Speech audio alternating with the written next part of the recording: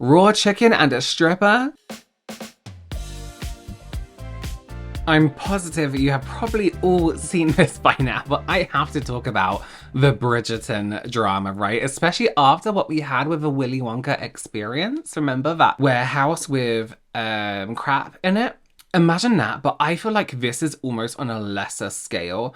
No, I feel like it's worse than that. At least they try to theme it a little bit more. So there was like a Bridgerton Ball, right? Let's touch on a few things very quickly. If you don't know what Bridgerton is, it's a period drama thing about this girl who writes this gossip column, kind of. It's more than that. It's really, really good. If you like Bridgerton, you should watch The Gilded Age as well. That's really fucking good. Anyway, it's a show on Netflix, and Netflix sometimes hold these Bridgerton balls because a big part of the show Bridgerton are these balls, right, where they all wear gowns, and the queen chooses the diamond of the season, which is like the best girl, And at these like live balls that they do, these events, they kind of try and recreate those moments. So you may have even come across some of these Bridgerton balls that have been put on by Netflix, right? A company with billions, or just millions of pounds, dollars. What's another currency? Australian dollars. So they recreate it, budget's high, there's excitement, people dress up, people want to be in that moment in Bridgerton where they're a diamond of a season, right? So I actually came across this on Twitter, right? Never known as X. And then I saw it everywhere else, of course, but I just want to talk you through the situation and then show you some moments from this. And if you're not familiar with the Willy Wonka experience, check out that video first and then come back to this, because this is worse. And I'll explain why. So this is by Rachel Eaton on Twitter. Read about the Bridgerton Ball scam in Detroit that I and hundreds of others spent $300 on. Now, this was a ticket price. There was loads of other ticket options. I swear someone said they spent $1,000 on a ticket. For starters, never go to an event that's being run by Uncle and Me LLC. Disorganized, dishonest, and will take your money guilt-free. The event was originally planned for August. It was cancelled and rescheduled for September 22nd.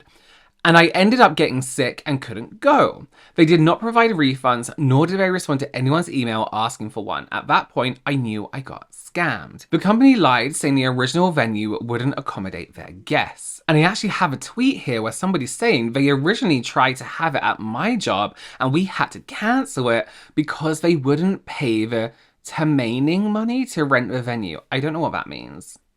I'll put on the screen here. So the company that were holding this Bridgerton Ball cancelled the thing, said, there's not enough room to accommodate everyone, that's a fire hazard in some places. Was actually, they just wouldn't pay. These pictures are from the Channel 7 news story about it, since I didn't actually go. Glad I didn't. People waited outside in the rain to get in an overcrowded first floor.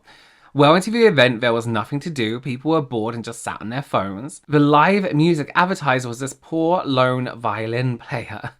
Now listen, if you've seen a Bridgerton Ball on TV, the music is like classical music, but it's like new songs classical. So it'll be like, ooh, and then you'll realize it's Pitbull. Backdrops and decor on Party City Dollar General level. They didn't even pay the photographer, and pictures were a hassle to get if you didn't have airdrop. These are some budget backdrops. They are some budget backdrops. Food apparently ran out after an hour and some was raw. No one was there to pick up plates, so you had to deal with strangers' leftovers yourself. The dancing they had was one stripper. Now, just because she's on a pole doesn't mean she's a stripper. Now, there's nothing wrong with being a pole dancer, you know what I mean? Or doing it for exercise, or doing it as a hobby or a profession.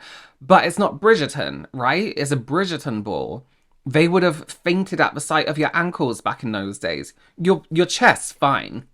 For some reason, but your ankles, they'd be like, ooh, Mr. Darcy. Besides the lackluster event themselves, they promised a cash prize to the best dressed. So that's almost equivalent to the queen picking out her diamond of the season, like they do in the show. Other Bridgerton-inspired balls didn't happen, and had an itinerary with contradicting information. So that's the deal, basically. Another event where people turned up and it wasn't what they were promised.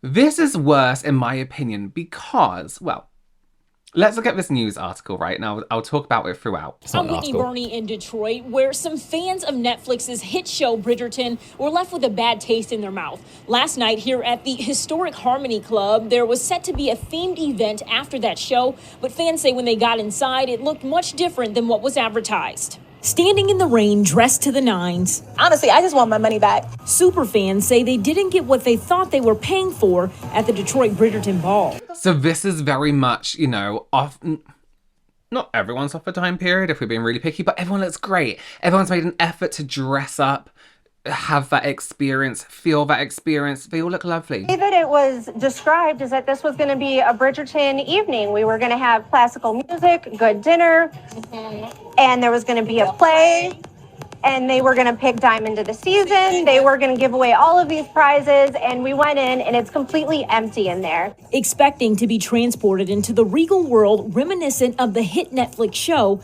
fans say they were instead in a room with little decor, served undercooked food, and given an exotic dancer as their entertainment. It was complete chaos today. They never even scanned our tickets. Then there were random people that we paid to eat dinner, and they had random people all throughout the venue. The frustrations. So a few things to pick up on. That lady there just said they weren't scanning tickets. So these people paid up to $1,000 for a ticket, and people can just walk in and out. She said there were random people just walking through the venue, probably being like, oh, what's this? A crappy Bridgerton party. Another thing they mentioned about the food service is that there wasn't anyone there to actually deal with it or someone to hand it out, but they didn't have wait staff or anything like that. You need to think about every single point when you're doing an event like this. You need wait staff. Are they going to be dressed and themed? Are they going to serve like they did back then, you know? The company behind the event, Uncle and Me LLC, has since disabled comments on their social media. Speaking on the website, right, I tried to go on their website, and the website itself is just gone. Completely gone. I did that through their social media account. Let's have a look, a little peek into the event, right? Into what as was actually going on. But imagine this, right? You're all dressed up in your historic uniform, costume, ready to maybe be Diamond of the Season, which basically just means like the best dressed, prettiest person there, really. Kind of harsh to do in now times. These are people literally sitting on the edges of the room on their phones because this is literally how bored they are. There are even more bored people sitting on their phones. Not to mention all of these people at least paid over $150 for a ticket to come to this Bridgerton. And look, everyone's so dressed up and there's not really much theming going on. We can see like the Netflix ones that are put on. You can't just hire out a hall, a space, and be like, yeah, everyone dressed up as Bridgerton and we'll play some music. You know, there's lighting, there's atmosphere, there's certain atmosphere from the show you want to recreate in real life. Now, this was the Queen. This backdrop is honestly probably the best one that they had there. And it's not even that good. It's just a sequin curtain from like Amazon or Temu. The Queen looks great though. The best one that they had. And no shade to the Queen, but literally I couldn't even get my bow in before she was trying to get me to pick up her business card and tell me about her business and how I needed to follow her on Instagram and tag her. Like, here is... Oh no, see that, you want to be in character really, don't you? Because that's crazy. Because that's really crazy. And this backdrop here, guys, please steam your backdrops. Please steam them. Doesn't this look like something that your cousin had at her baby shower that she ran real quick to Family Dollar to get? Exactly. Regardless, y'all know what y'all did, and I cannot stress enough that this was a scam. Yeah. Don't go to another one of their events, especially if they're calling it a Bridgerton Ball. And I think especially with events like that, you need to see some prior evidence, right, of how they do it, or, you know, some sketches of what they think, not AI images like the Willy Wonka event. But this is why I think the Willy Wonka one was a bit better. They had actors, right, who were actually good actors, were they? Who were at least trying to interact with the people who came to the event in character. They had theming around. I'm making it sound like it was good, but there was I feel like there was more of an effort to be like, okay, this is kind of okay. Sorry, my elbow is really itchy. No, what's this? Shoulder. This is kind of fine. We can kind of get away with it. Whereas this is just an empty hall. This one says, okay, but can we talk about how all the Detroit Bridgerton Ball looked slayed? They were so excited and got done so dirty. Temu decorations, the saddest violinist I've ever seen. Raw chicken and a stripper. I would have been tweaking if I paid almost $1,000 for this. If anyone deserves a proper Bridgerton experience, it's them. But love to see people making the best of shit situations. But even in this, you can see again the lack of theming. It's just backdrops, a stripper pole. I don't understand why a pole would be Bridgerton themed. It's an empty room with flowers in the corner and a buffet. No one in that time period was helping himself to a buffet. As much as I love a buffet, even a Golden Corral buffet, no one's helping themselves to a buffet. Look at these costumes, beautiful.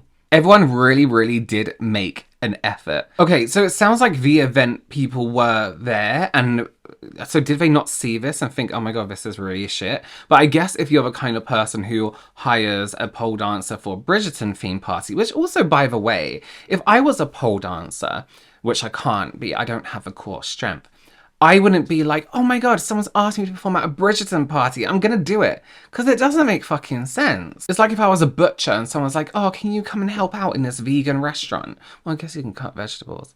But it just doesn't fit the theme, like, at all. Like, why would you... Like, of course people can be like, why are you here? Why would you do that to yourself? You know what I mean? This is why I like to report on you as just a tiny bit late, right? Because you always get a little bit extra. There was actually an interview with the pole dancer from the Bridgerton Ball. So I may or may not get some answers to my questions in this. This is from The Cut. The Bridgerton Ball pole dancer is just as confused as you are. So, the questions. How were you hired for the Bridgerton Ball?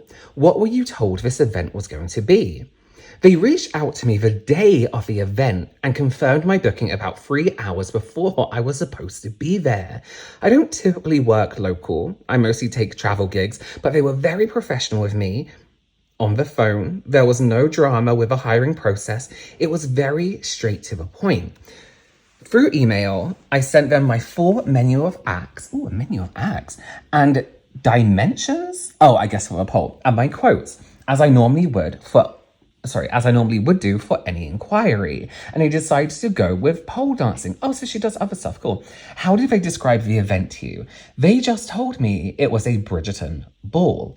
I'm not too big of a fan of Bridgerton. I don't really know what it is. Okay, that explains some stuff. But I did look it up before I went. It was like horses and carriages. I packed a bunch of different costumes and I approved the one I wore when I got there. What kind of stuff did you pack? I packed some floral stuff, some baby pink stuff, and then I had a few costumes that I wore for a Chicago Great Gatsby themed event. And that's what they went with. Great time periods here. Was there any part of you that was like, why would they have a pole dancer at a Bridgerton themed event?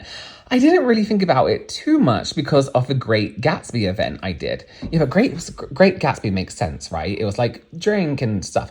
They had a pole dancer there, but now thinking about it, Great Gatsby is in the 20s, Bridgerton is in the 1800s. But I just had a role to play, and they were paying me, so I did it. How were you paid? I was paid my normal rate for pole sets, $800 for 3 sets of 5 minutes in an hour. I was there and gone within an hour. Okay, that's good money. What happened when you actually showed up? Did it look like what you expected?